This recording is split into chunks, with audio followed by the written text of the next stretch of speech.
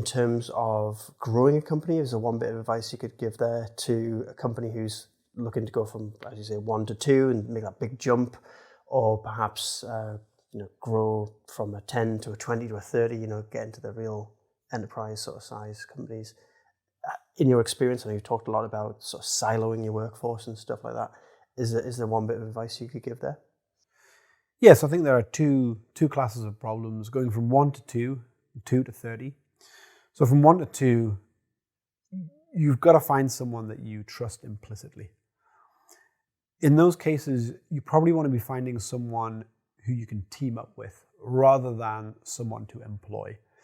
Because if you've got too much work for one person, it might not be enough for two.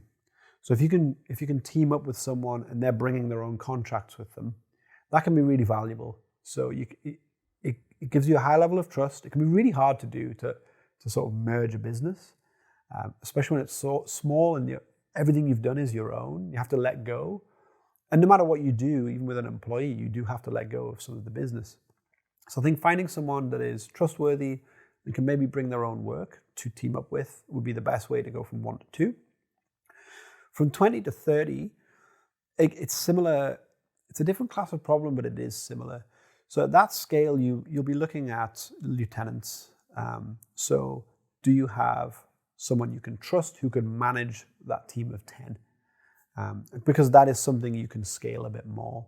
Because once you go from 20 to 30, you are very quickly going from 30 to 40. And so, again, finding people that you can really trust to manage that, maybe operate almost independently of the rest of the company to a degree, that is vitally important. So deputizing and offloading some responsibility. Absolutely. Yeah, great advice.